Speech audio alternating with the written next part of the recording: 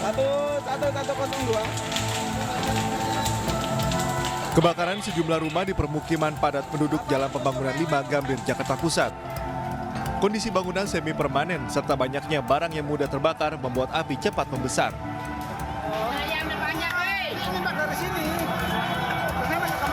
Ya Allah tuh Gusti Allah. Warga panik dan berusaha menyelamatkan diri dari kobaran api. Api padam setengah jam kemudian setelah petugas pemadam kebakaran datang ke lokasi. Diduga api berasal dari kebocoran tabung gas 3 kg karena sempat terdengar beberapa kali suara ledakan yang cukup keras. Pada asap ya, pada asap. Pertama ada asap, udah diam. Kok lama-lama ada api? Dan situ teriak-teriakan dia, terus langsung naik ke grup. Bang pulang gitu. Ada ledakan atau apa? Ledakan ada. Berapa kali? Kalau yang saya dengar sih satu, itu katanya gas ya. Gas ya? Iya, itu doang udah. Lalu saya udah teriak-teriakan, udah bandir aja. Sementara itu 4 unit ruko di Jalan Pahlawan Trip Klojen, Kota Malang, Jawa Timur ludes terbakar. Api berasal dari sebuah restoran masakan Jepang. Material restoran yang berupa ornamen kayu membuat api cepat membesar. Meski di tengah guyuran hujan deras, kobaran api merambat ke 3 ruko di sebelahnya. 7 unit kendaraan pemadam kebakaran diturunkan untuk memadamkan api. Api pun padam 1 jam kemudian. Untuk sementara tim Inavi sudah ada untuk melakukan olah TKP, tapi karena masih dalam proses pemadaman sehingga kita masih menunggu. Yang pertama, yang kedua masalah kerugiannya nanti kita sampaikan karena belum bisa ditafsir oleh teman-teman yang punya ruko. Tidak ada korban jiwa dalam kebakaran ini. Dari Jakarta dan Malang, Jawa Timur, Rani Sanjaya, Denny Ruwansyah, iNews melaporkan.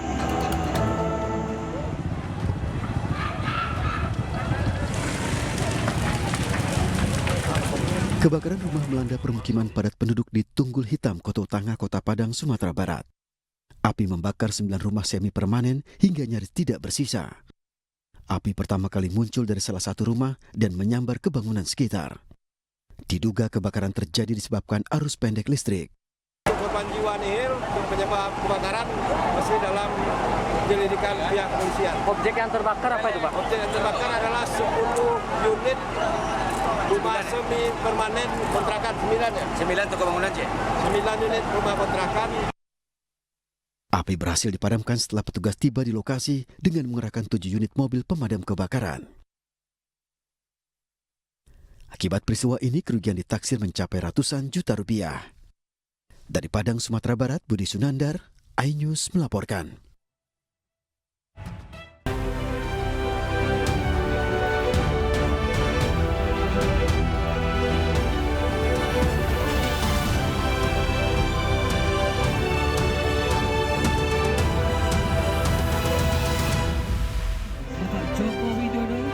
Presiden Joko Widodo hari ini menghadiri puncak peringatan Hari Pers Nasional di Medan, Sumatera Utara.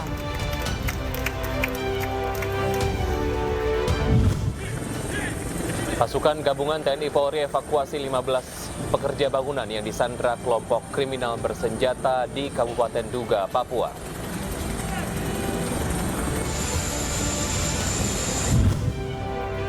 KBRI di Turki berhasil mengevakuasi WNI yang selamat dari gempa di beberapa kota yang diguncang gempa Turki.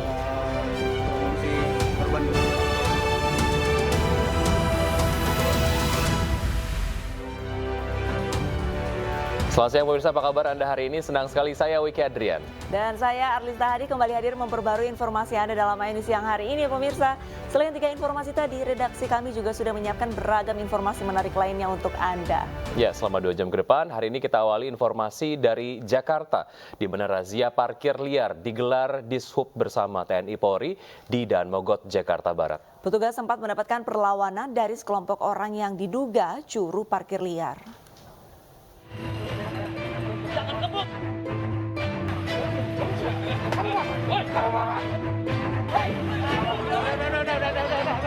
Adu mulut terjadi antara petugas gabungan dengan sekelompok juru parkir liar di kawasan Daan Mogot, Kalideres, Jakarta Barat. Keributan terjadi ketika para juru parkir ini menolak operasi yang digelar petugas gabungan. Bahkan salah satu juru parkir liar mengeluarkan senjata tajam untuk melawan petugas. Petugas gabungan terpaksa melumpuhkan juru parkir tersebut dan mengamankan senjata tajamnya. Dalam operasi parkir liar ini, petugas gabungan mengamankan sejumlah motor yang parkir sembarangan. Selain itu, petugas juga memberikan imbauan kepada warga sekitar agar tidak parkir di lokasi tersebut. Di lokasi awalnya kondusif. Kita mengangkat 8 motor dibawa ke suku dinas dan dilakukan OCP di sana. Di sana nunggu pemiliknya untuk mengambil kendaraan tersebut. Jeda itu untuk menunggu kembalinya kendaraan untuk angkut jaring yang kedua. Ada segerombolan orang, entah dari mana, dan memprovokasi kita sehingga terjadi adu mulut dengan dari tim Lintas Jaya. Razia parkir liar di kawasan ini merupakan perintah PJ Gubernur DKI Jakarta. Sementara petugas memasang sejumlah beton barier di sekitar lokasi agar kendaraan tidak lagi parkir di tempat ini. Dari Jakarta, Miftah Kulgani melaporkan. Tolak rencana penerapan jalan berbayar atau Electronic Road Pricing ERP. Ratusan pengemudi ojek online menggeruduk gedung Balai Kota DKI Jakarta. Mereka resah dengan rencana penerapan ERP yang dituding akan menambah beban hidup.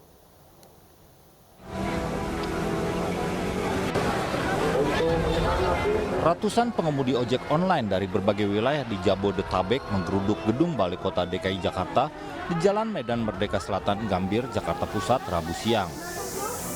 Masa minta agar Pemprov DKI batalkan rencana penerapan jalan berbayar atau ERP di 25 ruas jalan ibu kota. Tolak ERP untuk penerapan di jalan nasional DKI. Para pengemudi ojek online mengaku resah dengan rencana penerapan ERP yang dinilai akan menambah beban hidup mereka dengan makin membengkaknya biaya operasional mencari nafkah di ibu kota. Hari ini kita jadwalkan 802 aksi predator menggugat jilid 2 dengan massa yang lebih besar karena kita melibatkan dari komunitas dari beberapa aliansi ojek online yang ada di Jakarta bahkan Jabodetabek, karena kita semua adalah satu kesatuan sebenarnya. Untuk teman-teman ojek online ini kita satu solidaritas karena kita berdampak terhadap apa yang nanti akan diterapkan oleh kebijakan pemerintah DKI Jakarta ini. Massa mengaku menolak segala bentuk mediasi dan mendesak pejabat Gubernur DKI Jakarta secara tegas membatalkan penerapan ERP. Sementara itu, Kepala Dinas Perhubungan DKI Jakarta berjanji akan mengkaji lebih dalam mengingat rencana tersebut telah menuai reaksi penolakan dari berbagai kalangan. Jadi kami akan koordinasi dengan rekan-rekan di Dewan untuk mengembalikan dulu rancangan peraturan daerah untuk kami lakukan kajian komprehensifnya. Meski berlangsung tertib, namun sepanjang aksi berlangsung, arus lalu lintas di Jalan Medan Merdeka Selatan sempat lumpuh total. Dari Jakarta, Rani Sanjaya, Ainus melaporkan.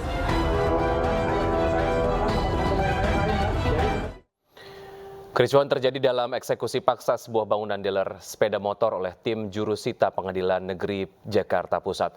Kericuhan dipicu upaya puluhan ex-pekerja yang berusaha menggagalkan eksekusi dengan memblokade pintu gerbang.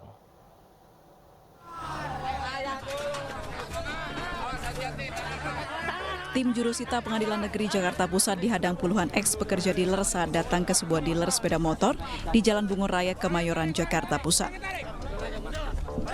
Puluhan pekerja memblokir akses masuk dengan menutup rapat gerbang utama. Kericuhan pecah saat tim jurusita meminta petugas kepolisian menerobos masuk melakukan proses eksekusi. Akibatnya sejumlah orang yang nekat bertahan di depan gerbang diamankan paksa petugas. Eksekusi paksa ini dilakukan berdasarkan surat putusan nomor 651 tahun 2021 di mana perkara perdata sengketa kepemilikan lahan antara PT Citra Makmur Motorindo selaku termohon dan Gunawan Tamrin selaku pemohon. Dalam putusan tersebut, Majelis Hakim memutuskan Gunawan Tamrin yang juga merupakan ex-pekerja PT Citra Makmur Motorindo adalah pemilik yang sah lahan yang selama ini disewa oleh perusahaan tempatnya bekerja. Dan rupanya termohon sendiri untuk lahan ini menyewa dengan pemohon. Sekarang ada gugatan, pemohon dinyatakan sebagai pemilik lahan, minta pengadilan untuk dikosongkan. Penghadangan dilakukan guna mengamankan aset PT Citra Makmur Motorindo sebagai jaminan karena tidak membayarkan pesangon para pekerja dengan total mencapai 2,8 miliar rupiah. Para ex-pekerja meminta agar aset-aset berupa kendaraan roda 2 dan 4 diserahkan kepada mereka supaya bisa dicairkan sebagai uang ganti pesangon. Kita menjaga buruh ini, menjaga aset yang memang menjadi asetnya PT Citra Makmur Lestari Motorindo. Tidak ada hubungan dengan yang punya tanah, tidak ada. Kami hanya menjaga itu. Sudah putusan, nggak dibayar. Meski sempat bersih tegang dengan polisi dan jurusita pengadilan, namun para ex-pekerja tetap gagal mengamankan aset perusahaan. Dealer yang sudah lama tak beroperasi ini kemudian dikosongkan dengan mengangkut paksa seluruh kendaraan. Dari Jakarta Pusat, Rani Stone Sanjaya, A-News melaporkan. Pengemudi mobil Fortuner berplat dinas Polri yang menabrak pemotor di Jakarta Timur menggunakan plat palsu. Pelaku merupakan menantu seorang perwira polisi di Lampung. Lampu merah di perempatan. Usai viral di media sosial, sebuah mobil berplat dinas polisi yang menabrak pengendara motor di Jakarta Timur ternyata memakai plat palsu. Pengendara mobil YA merupakan menantu seorang perwira Polri yang berdinas di Lampung. Kabid Humas Polda Metro Jaya, Kombes Pol Trunoyudo Wisnu Andiko mengatakan YA diduga menyalahgunakan plat dinas polisi 3110-00 dengan stiker Mabes Polri di bagian kaca belakang mobil. Saat ini polisi masih mendalami terkait kepemilikan plat dinas Polri tersebut. Pendalaman yang kita lakukan adalah tidak menggunakan TNKB sebagaimana aslinya. Ya. Kita tunggu, yang jelas pengguna ini bukan merupakan anggota Polri, dan mobil dinas tersebut yang diviralkan dengan mengatakan mobil dinas Polri ini juga bukan merupakan mobil dinas Polri. Mobil Fortuner kini berada di Satwil Lantas Polres Jakarta Timur dan telah berganti nomor menjadi B1236 FJD. Kondisi mobil rusak di pintu penumpang sebelah kiri dan pijakan mobil. Sementara YA masih diperiksa lebih lanjut. Sebelumnya viral di media sosial, mobil Toyota Fortuner berplat dinas Polri menerobos lampu merah di Jalan Pemuda Rawamangun, Jakarta Timur dan menabrak pengendara motor lalu kabur. Mobil akhirnya dihentikan pada jarak 500 meter dari lokasi. Korban yang terluka telah dirawat di rumah sakit. Sementara itu korban memutuskan untuk damai karena pelaku akan mempertanggungjawabkan perbuatannya. Dari Jakarta, Tim Liputan iNews melaporkan. Seorang wanita parubaya ditemukan tewas di kediamannya di kawasan Kapuk Muara Penjaringan, Jakarta Utara. Sepucuk pistol turut ditemukan di tempat kejadian perkara.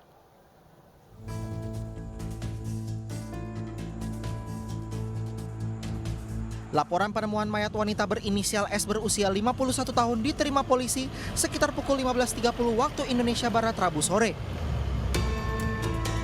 Polisi menggelar olah tempat kejadian perkara hingga pukul 22.00 waktu Indonesia Barat.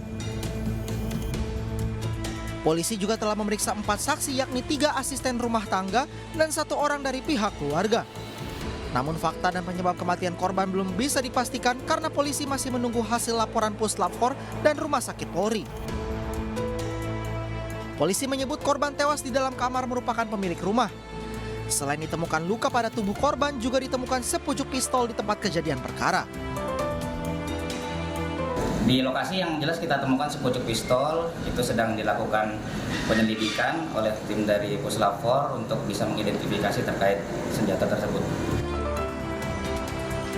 Kasus kematian misterius wanita parubaya ini masih diselidiki tim gabungan Polsek Penjaringan, Polres Jakarta Utara, dan Polda Metro Jaya. Dari Jakarta, Rizky Falufi, iNews melaporkan. Ya, untuk mengetahui lebih lanjut, kita terhubung dengan Muhammad Zulhilmi di Polsek Penjaringan, Jakarta Utara. Selamat siang, Hilmi. Bagaimana perkembangan kasus tewasnya seorang wanita parubaya di Penjaringan ini, Hilmi? Ya, selamat siang Wiki, Arlista, dan juga pemirsa. Memang seorang wanita Parubayah berinisial S berusia 51 tahun ditemukan tewas di rumahnya di kawasan perumahan elit di Kapuk Muara, Penjaringan, Jakarta Utara. Polisi yang mendapatkan laporan pada Rabu sore sekitar pukul 15 langsung mendatangi tempat kejadian perkara. Sementara itu tim gabungan bersama tim Pusat Laboratorium Forensik Bareskrim Polri serta Rumah Sakit Polri Kramat Jati langsung melakukan olah TKP hingga pukul 22 waktu Indonesia Barat. Dan dari hasil olah TKP sementara ditemukan sepucuk senjata api di dekat jasad korban. Sementara itu jasad korban sendiri pun ditemukan sejumlah luka. Polisi saat ini belum menyimpulkan hasil dari penyebab kematian korban dan hingga kini polisi pun sudah memeriksa 4 saksi yakni penghuni dari rumah tersebut. Wiki. Hilmi, sementara untuk sepucuk pistol ini apakah sudah ditemukan? Apakah memang milik dari korban atau milik siapa, Hilmi?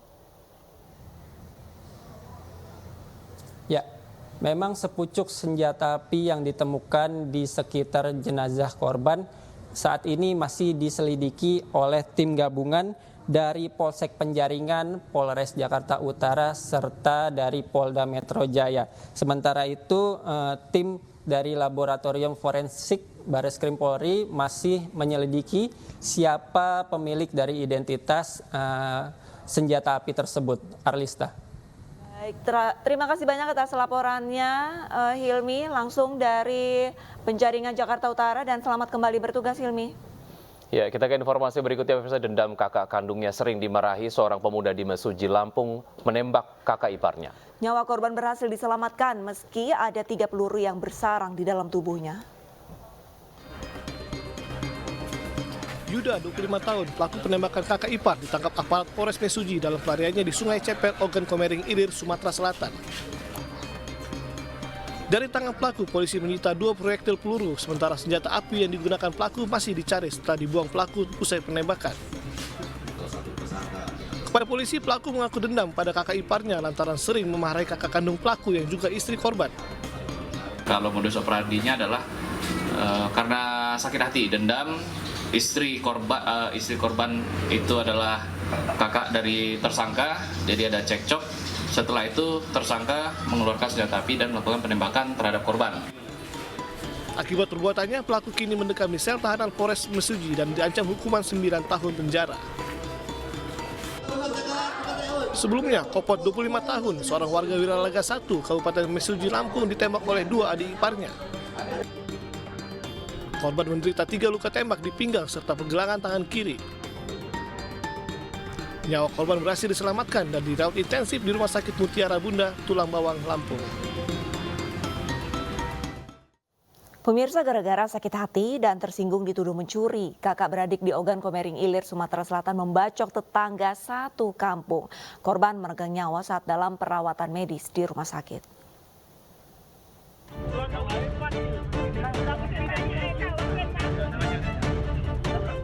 Sarbini, 45 tahun, warga desa Embacang, Kecamatan Mesuji Raya, Ogan Komering Ilir, Sumatera Selatan ini mengalami luka akibat penganiayaan dengan senjata tajam.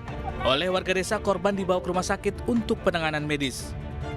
Namun nyawa Sarbini tidak tertolong dan meninggal dunia di RSUD Kayu Agung saat dalam perawatan. Mendapat laporan penganiayaan berujung pembunuhan, aparat Satreskrim Polres Ogan Komering Ilir mengejar pelaku. Kakak beradik Heri Andi dan Ferry Adi ditangkap saat akan kabur ke Lampung. Keduanya mencoba kabur dengan merental mobil tetangganya, namun keburu dicegat polisi di gerbang tol Mesuji. Saat diperiksa, pelaku mengaku sakit hati dan tersinggung dengan tuduhan korban. Pasalnya, Sarbini menuduh Ferry mencuri kelapa sawit di kebun plasma. Ferry kemudian mengajak kakaknya mendatangi korban dengan membawa senjata tajam. Kronologis kejadiannya, pada saat di TKP tersebut, korban bertemu dengan kedua tersangka di tengah perjalanan. Ya, motifnya kenapa melakukan pembunuhan karena sakit hati. Sebelumnya dituduh mencuri oleh korban. Kemudian pada saat bertemu, korban langsung dibacok dan ditusuk menggunakan pisau dan parang. Pelaku dijerat pasal 340 KUHP tentang pembunuhan berencana dengan ancaman 20 tahun penjara atau hukuman pidana mati. Puncak peringatan Hari Pers Nasional hari ini dilangsungkan di Medan, Sumatera Utara.